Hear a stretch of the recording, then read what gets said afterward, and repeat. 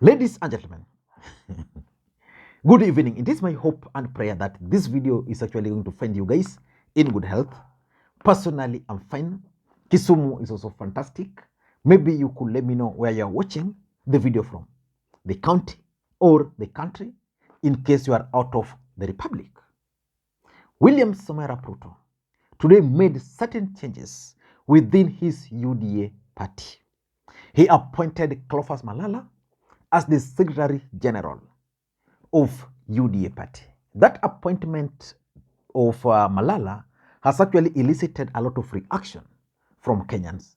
And Kenyans are asking about the implication of that appointment on two people, on Mudavadi and on Rigathi Gachagua.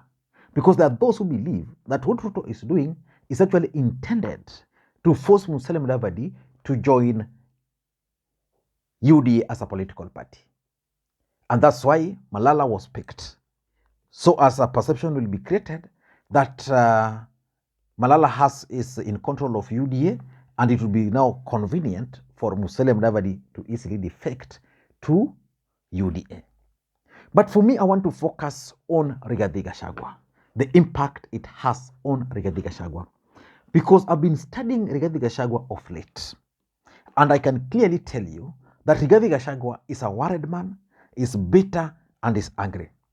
Why do you think Rigathi Gachagua from nowhere would then now come out and support Uhuru Kenyatta, a man he spent almost 5 years attacking? Like he was in Lamu, was it yesterday or yesterday but one? And he was like, he wants to forgive Uhuru Kenyatta, talking good of Uhuru Kenyatta, but yet castigating Raila Odinga. Again, why do you think Rigathi Gachagua would spend almost each and every single day following William Ruto wherever he goes? If William Ruto is in Nyanza, Rigathi is there. If William Ruto is in Western, he's there. If William Ruto is in Ukambani, he's there. If William Ruto is in the coast, he's there. Why do you think he's following William Ruto like that? Because of fear. He wants to know who Ruto is meeting, and probably because he doesn't have specific duties. So that if, for example, he had specific duties and the president is in Kakamega, he would do those specific duties. But those are stories for another day. Let us focus on the impact of this appointment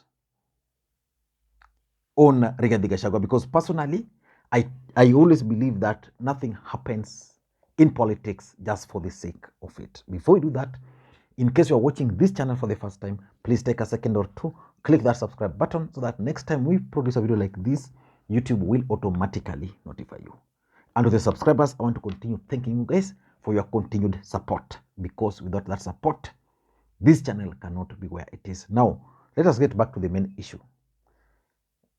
I want to ask you, do you think Rigathi Gachagua is happy that William Ruto has appointed Cleophas Malala as the Secretary General of UDA party?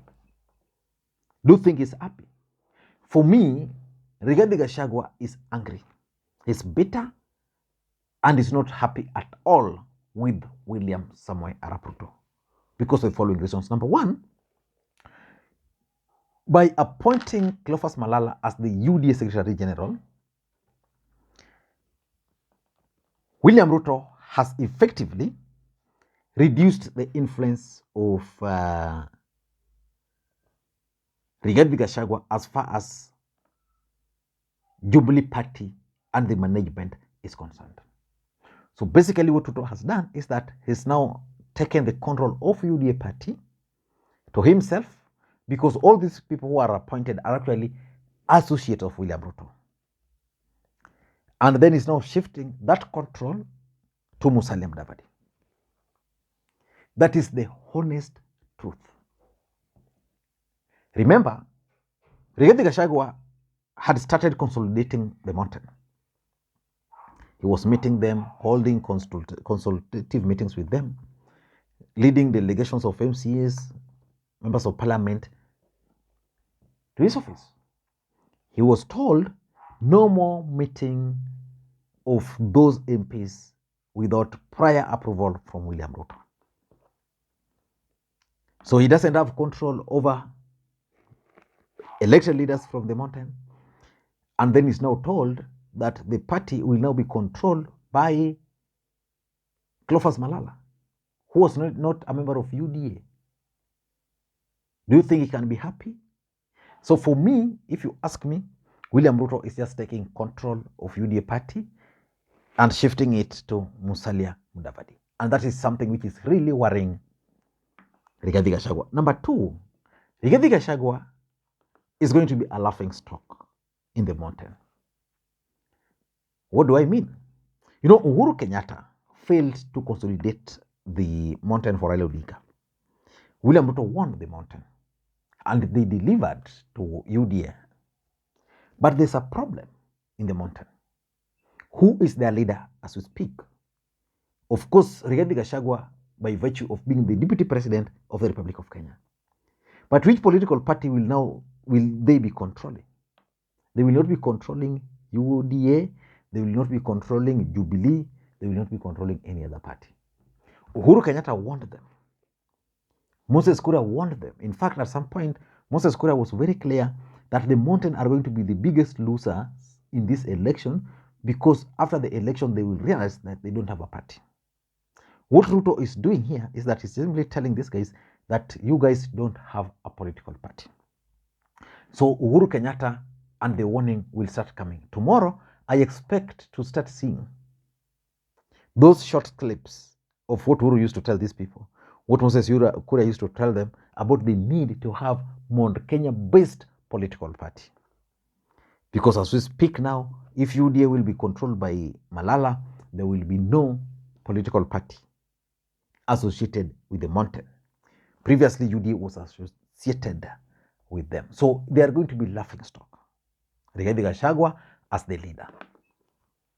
The third thing which is worrying Rigathi Gachagua is the fact that by making Malala the SG of the biggest political party in the country today, which is UDA, it simply means that William Ruto now has more options. He's no longer a hostage to the mountain. You see, let's face it, the truth of the matter is that William Ruto became the president of the Republic of Kenya, in quotes, because of the votes and support he got from the mountain. And at some point, he was under hostage that he must do A, B, C, D to the mountain. That's why Rigathi Gachagua has always had his say in everything. That is the bondage which William Ruto is actually trying to get himself out of. As we speak now, with Malala as the Secretary General of ANC party, then you expect Mudavadi to come. Malala as the Secretary General of UDA party, then you expect Musalia Mudavadi to join that party.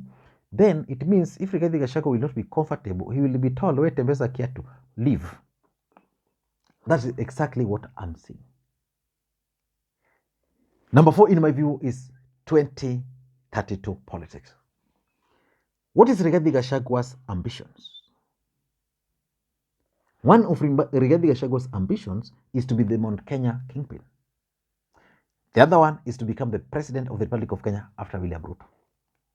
That is the truth. Because from the vice president, there's no any other position I think he can hold. He can only become the president. But you see, politics is a perceptual game. He will be on the ballot. Mudavadi will be on the ballot. Kalonzo will be on the ballot. Several others will also be on the ballot. They are actually going to also face Babu Owino in 2032. And Babu Owino is going to show them dust, by the way, in 2032. But because politics is a perceptual game, if you will be on the ballot, William Ruto is already sending signals. So voters will just decide that sisi vile tunaona hii kitu, Rigathi hana option. Of course, he can even get annoyed, express it physically and outwardly, and then a fallout will actually emerge. So for me, because of perception, he's going to lose his 2022 schemes. Number 5, in my view, is that if you've been studying William Ruto for a long time now, and Rigathi Gachagua, I think, has been falling into that trap, is that Rigathi Gachagua wanted to be made Mount Kenya kingpin. His focus was on Uhuru Kenyatta. And being now the deputy president means he's the senior most guy. So which means that one is not in contention as far as Mount Kenya kingpin is concerned.